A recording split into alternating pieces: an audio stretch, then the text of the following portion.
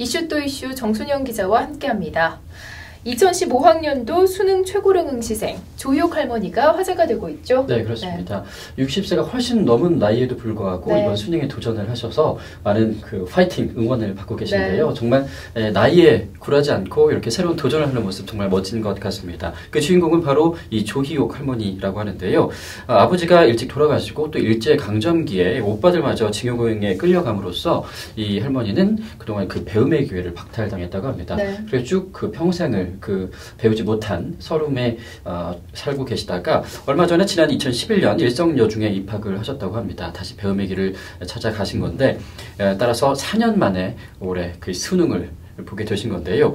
이 할머니가 가장 좋아하는 과목은 바로 중국어라고 합니다. 중국어 생각보다 꽤 어려운데 중국어에 대해서 또 취미를 갖고 계시다고 하니까 참 특별하신 분이구나 하는 생각도 드는데요. 하지만 수학은 여전히 어렵다라고 하십니다. 수학은 저도 참 어렵거든요. 아무리 봐도 우리나라 말이 아니기 때문에 참 어렵다라는 생각이 드는 과목인데 역시 할머니도 마찬가지였나 봅니다.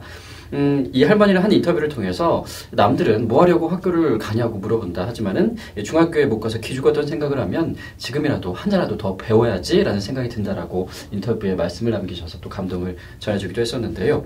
한편 또 이번 2015학년도 수능 출제 난이도에 대해서도 많은 궁금증들을 갖고 계십니다. 이 조 할머니는 좀 잘 보셨는지 좀 궁금해지기도 하는데요.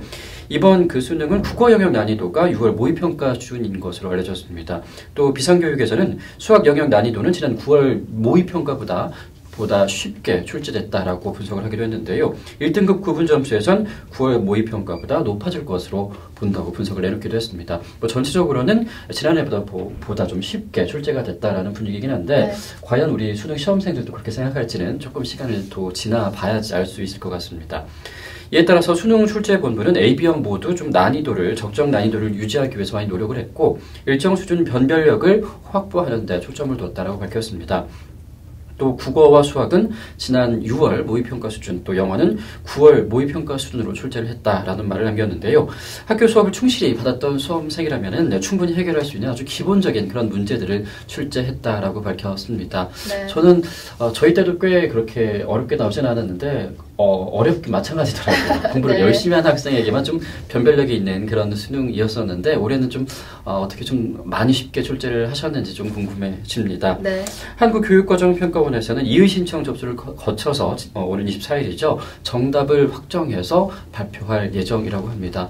역시 올해도 지난해 또 지지난해와 다르지 않게 이 수능 한파가 몰아쳤었는데 오늘도 영하 1도까지 내려갔다고 하더라고요. 어떻게 오늘 시험들 잘 보셨는지 모르겠지만 우리 수능생들, 시험 준비생들 시험 잘 보셨다면 오늘 하루는 좀 자유를 만끽해도 좋지 않을까라는 생각해 봅니다.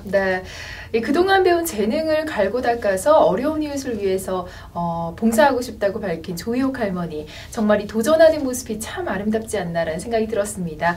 디자이너의 꿈 꼭 이루시기를 누구보다 응원하겠습니다.